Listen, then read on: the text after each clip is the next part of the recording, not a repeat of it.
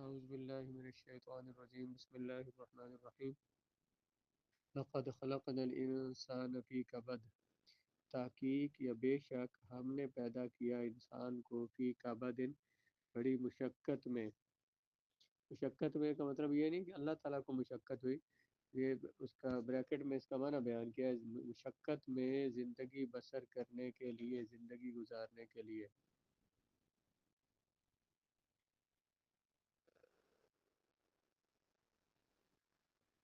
یہ جواب قسم ہے، پہلے قسم ذکر کی ہے نا،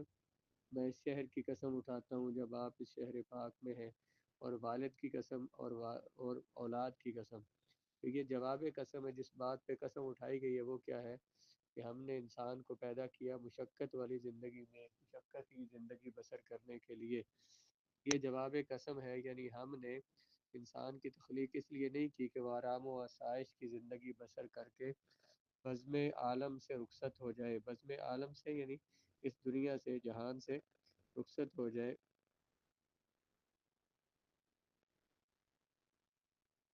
بلکہ اس کی زندگی کا سفینہ طوفانوں سے نبرد آزما ہونے کے لیے بنایا گیا۔ نبرد آزما ہونا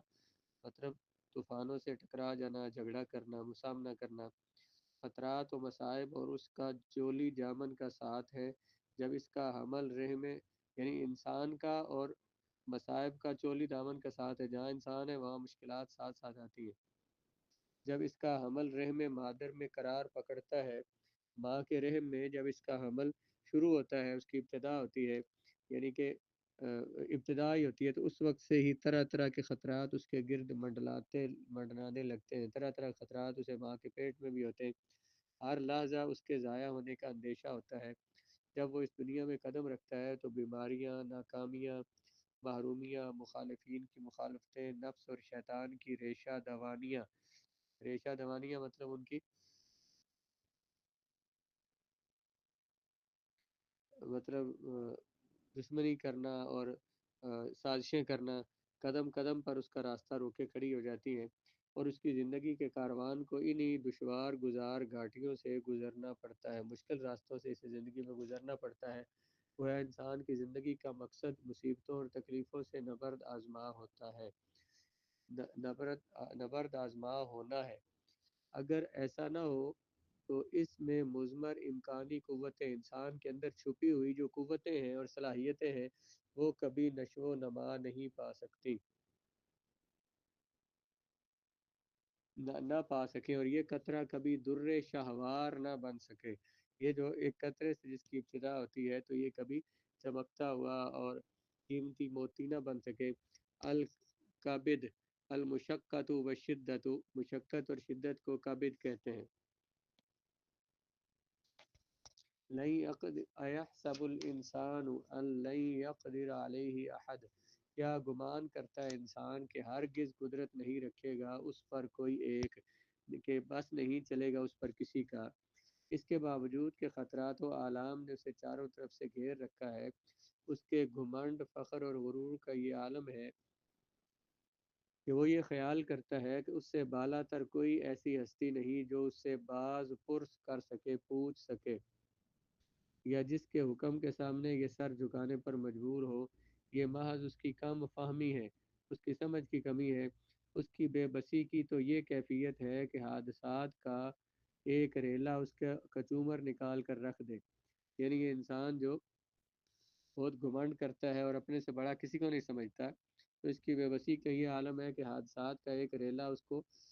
کا کچومر نکال کر رکھ دے، مطلب اسے ختم کر دے اور اس کا نام و نشان بھی باقی نہ رہے۔ کیا انسان یہ، اب آیت میں آ جائیں، کیا انسان یہ گمان کرتا ہے اللہ یقدر، کہ ان میں ان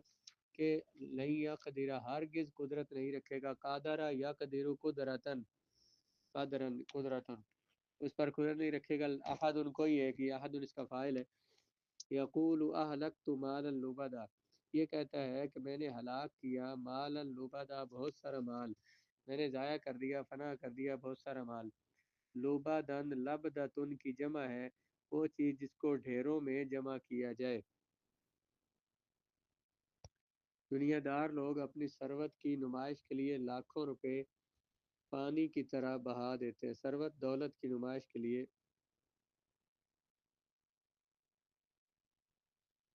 اپنی دولت کے نمائش کے لیے لاکھوں روپے بہا دیتے ہیں، کبھی کوٹھیاں اور محلات تعمیر کر کے اپنی دولت مندی کا مظاہرہ کیا جاتا ہے، امیر ہونے کا مظاہرہ کیا جاتا ہے، مظاہرہ کرنا، ظاہر کرنا۔ کبھی کاریں خرید کر اپنی رئیسانہ ٹھاٹھ کا اظہار کیا جاتا ہے، رئیسانہ امیروں والی ٹھاٹھ، شان و شوکت کا اظہار کیا جاتا ہے، بڑے بڑے امراء اور افسروں کی ضیافتیں، دعوتیں کی جاتی ہیں، شادی بیاہ کے موقع پر لاکھوں روپے اڑا دیے جاتے ہیں، اور اس چیز کو ہی یہ لوگ اپنے لیے فخر اور مباحات کا ذریعہ سمجھتے ہیں اور اس پر ڈینگے مارتے ہیں۔ ڈینگے مطلب بڑی بڑی باتیں کرنا، اس پر فخر کا اظہار کرنا کہ ہم نے ڈھیروں مال خرچ کر دیا، ہم نے روپیہ پانی کی طرح بہا دیا، اس طرح کی باتیں کرتے ہیں۔ تو یقول اہلکت، یعنی انسان یہ کہتا ہے کہ میں نے ہلاک کر دیا، مال لبدا، بہت سارا مال۔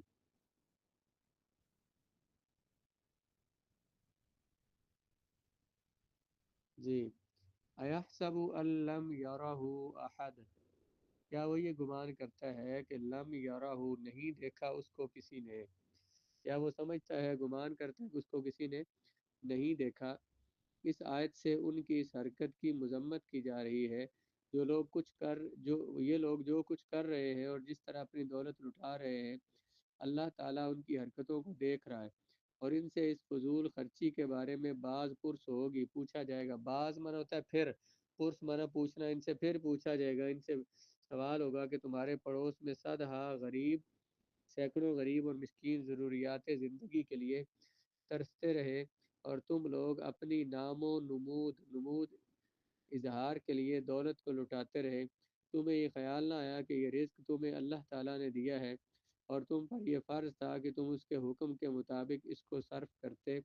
اور غریبوں اور مسکینوں کی، یتیموں اور بیواؤں کی ضروریات باہم پہنچاتے۔ یعنی تم پر یہ لازم تھا کہ ان غریبوں مسکینوں کی ضروریات پوری کرتے، لیکن تم نے نہیں کی، اور دولت جو ہے اسے غلط راستوں پہ خرچ کرتے رہے۔ آیت کیا تھی؟ فرمایا کیا تمہارا یہ گمان ہے کہ تمہیں کوئی دیکھ نہیں رہا کہ تم دولت کہاں پہ خرچ کر رہے ہو؟ اللہ تبارک و تعالیٰ تمہیں دیکھ رہا ہے، تم اس کے سامنے ہو، اور وہ ہر وقت اپنی مخلوق کو دیکھ رہا ہے۔ علم نجعل له عینین، کیا نہیں بنائے ہم نے اس کے لیے دو آنکھیں، کیا نہیں بنائی ہم نے اس کے لیے دو آنکھیں؟ یہاں ان نعمتوں کا ذکر کیا جا رہا ہے جو اس ناشکر گزار انسان کو عطا کی گئی ہے۔ ناشکر گزار، شکر ادا نہ کرنے والے انسان کو جو نعمتیں دی گئی ہیں، ان کا اظہار کیا جا رہا ہے،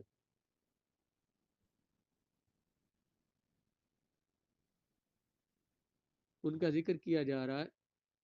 اگر وہ ان کی قدر پہچانتا اور ان نعمتوں سے صحیح کام لیتا تو یوں آنکھیں بند کر کے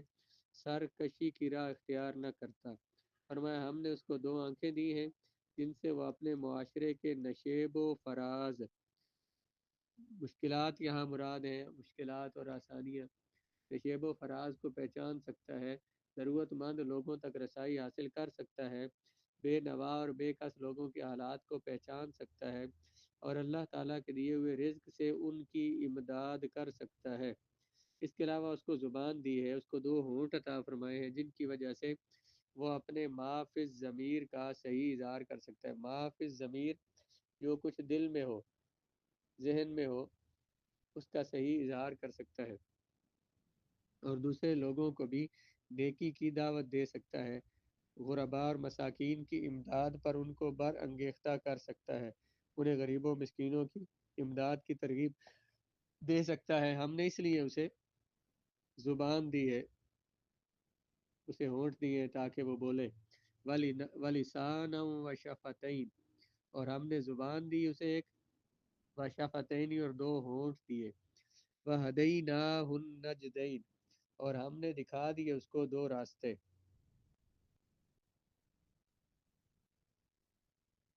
دو نجدین، نجد ان کسے کہتے ہیں؟ الطریق فی ارتفاع، بلند سطح پر جو راستہ ہو، جو بلندی کی طرف جائے، اس کو نجد کہتے ہیں۔ یعنی ہم نے صرف انسان کو حواس ظاہری اور باطنی ہی عطا نہیں فرمائے، بلکہ اپنے پیغمبروں کے ذریعے اس کے سامنے نیکی اور برائی کے راستوں کو واضح کر دیا ہے، اسے ارادہ اور اختیار کی آزادی دی ہے کہ اب جس راستے کو وہ اپنے لیے پسند کرتا ہے اس پر گام زن ہو جائے، اس پر قدم رکھ لے، اس پر چل پڑے۔ ہم نے اسے دونوں راستے دکھا دیے ہیں۔ اس کے قتادہ سے مروی ہے، حضور نبی کریم صلی اللہ تعالیٰ علیہ وآلہ وسلم نے ارشاد فرمایا، یا ایھا الناس انما ھما النجدان، یہ دو راستے ہیں، نجد الخیر ایک نیکی کا راستہ ہے، و نجد الشر دوسرا شر کا راستہ ہے، فلیما تجعل نجد الشر احب الیک من نجد الخیر، کیوں تم بناتے ہو شر کے راستے کو زیادہ محبوب اپنے دل الہی کا اپنی طرف، من نجد الخیر خیر کے راستے سے، تم خیر کے راستے سے زیادہ شر کے راستے کو محبوب کیوں بناتے ہو، یعنی برائی کے راستے پر کیوں چلتے ہو۔ فلا اقتحم العقبہ، فلا اقتحم بر وزن افتعال سی آباد مذکر غائب ہے، فعل ماضی معروف، نہیں داخل ہوا وہ العقبہ مشکل گھاٹی میں، پیچھے پھر ہدینہ جو ہے، ہدینہ بر وزن فعلنا سیغہ جو متکلم فعل ماضی معروف ہے،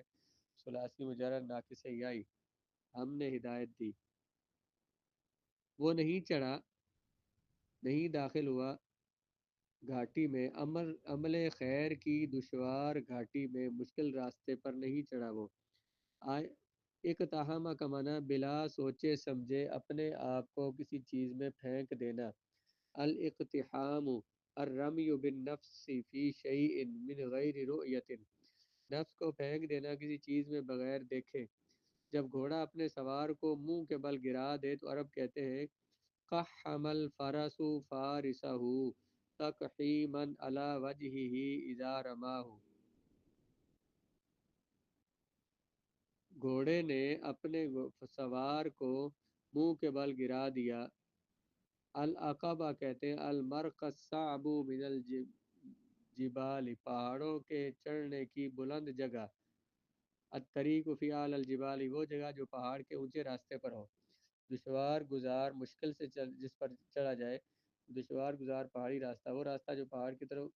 یہ بلندی کی طرف جاتا ہے۔ آیت کا مدعا مقصد یہ ہے کہ بجائے اس کے کہ یہ جھوٹی نام وری حاصل کرنے کے لیے، شہرت حاصل کرنے کے لیے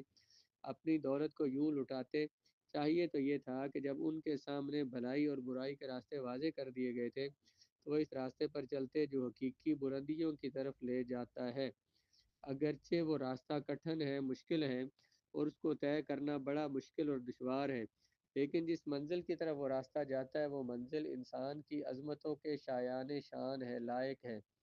یعنی اس مشکل راستے پر چل کر انسان عظمتوں تک پہنچتا ہے۔ وہاں تک پہنچنے کے لیے ہر قسم کی مشقت کو بطیب خاطر، خاطر دل، طیب خوشی، دل کی خوشی کے ساتھ قبول کرنا چاہیے تھا، لیکن سخت کوشی سے ان کی سہل انگار طبیعت کو کوئی مناسبت نہیں ہے۔ سخت کوشی، سخت محنت کرنے کی جہاں ضرورت تھی تو وہاں انسان نے اپنی آسان عادت والی طبیعت اختیار کی، یعنی اس نے آسانیاں چاہی، اس نے تو مشکل میں سخت محنت کرنے میں، اور مشکل والے جو آسان نہیں چاہتی ہے طبیعت، اس میں کوئی مناسبت نہیں ہوتی،